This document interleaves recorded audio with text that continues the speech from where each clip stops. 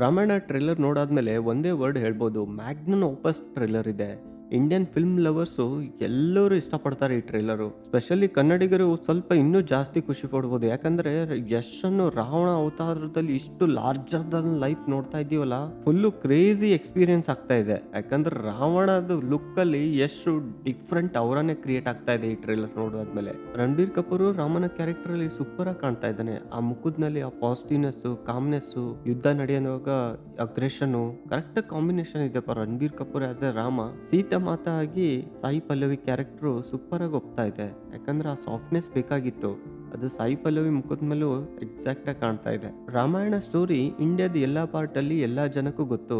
ಆದ್ರೆ ನನಗೊಂದು ಕ್ಯೂರಿಯಾಸಿಟಿ ಇತ್ತು, ಈ ಕಥೆಯನ್ನು ಇವರು ಯಾವ ತರ ರಿಪ್ರೆಸೆಂಟೇಷನ್ ಮಾಡ್ತಾರೆ, ಇದಕ್ಕೆ ಯಾವ ತರ ಗ್ರ್ಯಾಂಡ್ನೆಸ್ ಟಚ್ ಕೊಡ್ತಾರೆ ಅಂದು ಫಸ್ಟ್ ಇವರು ಟೀಸರ್ ಬಿಟ್ಟಿದ್ರಲ್ಲ, ಅದು ನನಗೊಂದು ಅಷ್ಟೊಂದು ಇಷ್ಟ ಆಗಿದ್ದಿಲ್ಲ. ಅದರಲ್ಲಿ CGI ಮತ್ತೆ VFX ವರ್ಕು ಸ್ವಲ್ಪ ಲ್ಯಾಗ್ ತರ ಇತ್ತು. ನಂಗೆ ಅದೇ ಭಯ ಇದ್ದಿತ್ತು, ಟ್ರೇಲರಲ್ಲೂ ಇದೇ ತರ ಲ್ಯಾಗ್ ತರ VFX ಇರ್ಬೋದು ಅಂದೆ. ಆದ್ರೆ ಟ್ರೇಲರ್ ನೋಡಿದ್ಮೇಲೆ ಹೇಳ್ತಾ ಇದ್ದೀನಿ, ಇದು ಎಕ್ಸ್ಟ್ರಾರ್ಡಿನರಿ ಇದೆ ಫಿಲಮ್. ಇದು ಯಾವ ಹಾಲಿವುಡ್ ಫಿಲ್ಮ್ಗಿಂತ ಕಮ್ಮಿ ಇಲ್ಲ ಇದು. ಜನಸ್ಥಾನದ ರಾಜಕುಮಾರಿ ಶೂರ್ಪಣಖಿ. ಟ್ರೇಲರಲ್ಲಿ ನನಗೆ ಇಷ್ಟವಾದ ಪಾಯಿಂಟ್ಸ್ ಅಂದರೆ, ಯಶ್ ಬಗ್ಗೆ ಹೇಳಬೇಕಂದ್ರೆ ಅದು ಲಾಂಗ್ ಹೇರ್ಡ್ ಜಟ ಇರೋದು ಅಗೋರಿ ಲುಕ್ ಇದೆಯಲ್ಲ, ಅದು ನಂಗೆ ಭಯಂಕರ ಇಷ್ಟ ಆಯಿತು. ಅದರಿಂದ ಕ್ಲಿಯರ್ ಆಗಿ ಗೊತ್ತಾಗುತ್ತೆ ರಾವಣ ಶಿವನ ಪರಮ ಭಕ್ತ ಅಂದು.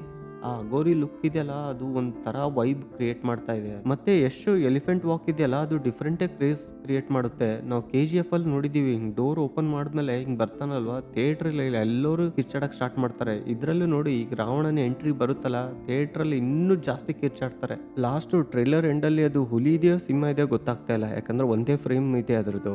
ಅದು ರೋರ್ ಮಾಡಿದ್ಮೇಲೆ ಯಶು ರೋರ್ ಮಾಡ್ತಾನೆ. ಸ್ಪೆಷಲಿ ಯಶ್ ಫ್ಯಾನ್ಸು ಅದು ತಮ್ಮ ಸ್ಟೇಟಸ್ ಅಲ್ಲಿ ಹಾಕೊಂಡ್ಬಿಡ್ತಾರೆ ನೋಡಿ ಆ ಸೀನು. ರಣಬೀರ್ ಕಪೂರ್ ಆಸ್ ಎ ರಾಮ್ ಅಯೋಧ್ಯೆ ಬಿಟ್ಟು ಹೋಗುವಾಗ ಆ ರಥ ಮೂವ್ ಆಗ್ತಾ ಇರೋವಾಗ ನೋಡಿ ನೀವು, ರಣಬೀರ್ ಕಪೂರ್ ಕಣ್ಣಲ್ಲಿ ಚಿಕ್ಕದಾಗಿ ನೀರಿದೆ. ಆ ಆಕ್ಟಿಂಗ್ ಇದೆಯಲ್ಲ, ಅದು ಪೀಕ್ ಲೆವೆಲ್ ಆಕ್ಟಿಂಗ್ ಇದೆ ರಣಬೀರ್ ಕಪೂರ್ದು. ಮತ್ತೆ ರಣಬೀರ್ ಕಪೂರ್ ಫಿಸಿಕ್ ನೋಡಿ ನೀವು, ಜಾಸ್ತಿ ಪಂಪ್ ಮಾಡಿಲ್ಲ, ಲೀನ್ ಫಿಸಿಕ್ ಇದೆ. ನಾವು ಜಸ್ಟ್ ಇಮ್ಯಾಜಿನ್ ಮಾಡ್ತೀವಲ್ಲ ರಾಮನ್ನ ಯಾವ ತರ ಫಿಸಿಕ್ ಇದೆ ಆ ತರ ಮೇಂಟೈನ್ ಇದೆ. ಅದೇ ನೀವು ಎಷ್ಟು ನೋಡಿ ಪಂಪ್ ಇದೆ ಬಾಡಿ, ಅದು ರಾವಣಿಗೆ ಸೂಟೇಬಲ್ ಇದೆ. Ranbir Kapoor as A Ramu correct ಆಗಿ ಒಪ್ಪುತ್ತೆ.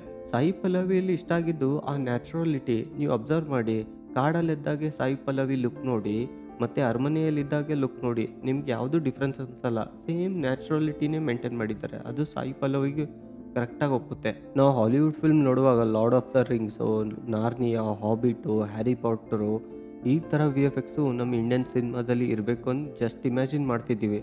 ಆದರೆ ಆ ಇಮ್ಯಾಜಿನೇಷನು ಈಗ ರಿಯಾಲಿಟಿಯಾಗಿ ಕನ್ವರ್ಟ್ ಆಗಿದೆ ಈ ಫಿಲ್ಮಿಂದ. ರಾಮಾಯಣ ಫಿಲ್ಮು ಥಿಯೇಟರ್ ಎಕ್ಸ್ಪೀರಿಯೆನ್ಸು ಬೇರೆ ಲೆವೆಲಲ್ಲೇ ಇರುತ್ತೆ. ಈ ಫಿಲ್ಮು 2 ಪಾರ್ಟಲ್ಲಿ ಬರ್ತಾ ಇದೆ. ಫಸ್ಟ್ ಪಾರ್ಟ್ ಒಂದು ರೆಕಾರ್ಡ್ ಕ್ರಿಯೇಟ್ ಮಾಡುತ್ತೆ, ಆ ರೆಕಾರ್ಡನ್ನೇ ಸೆಕೆಂಡ್ ಪಾರ್ಟ್ ಮುರಿಯುತ್ತೆ. ಆ ಥರ ಇದೆ ಇದು ಫಿಲಮು. ದೀಪಾವಳಿ ಹಬ್ಬದ ಟೈಮಲ್ಲಿ ಈ ಫಿಲ್ಮು ರಿಲೀಸ್ ಆಗುತ್ತೆ. ಆದರೆ ಎಕ್ಸಾಕ್ಟ್ ಡೇಟ್ ಅನೌನ್ಸ್ ಮಾಡಿಲ್ಲ. ಇನ್ನೂ CGI ವರ್ಕ್ ಸ್ವಲ್ಪ ನಡೀತಾ ಇದೆ ಈ ಫಿಲಮ್ದು. ಈ ಟ್ರೇಲರಲ್ಲಿ ನಿಮಗೆ ಯಾವುದು ಪಾಯಿಂಟ್ ಇಷ್ಟ ಆಯಿತು ಅನ್ನೋದು ಕಮೆಂಟ್ ಮಾಡಿ.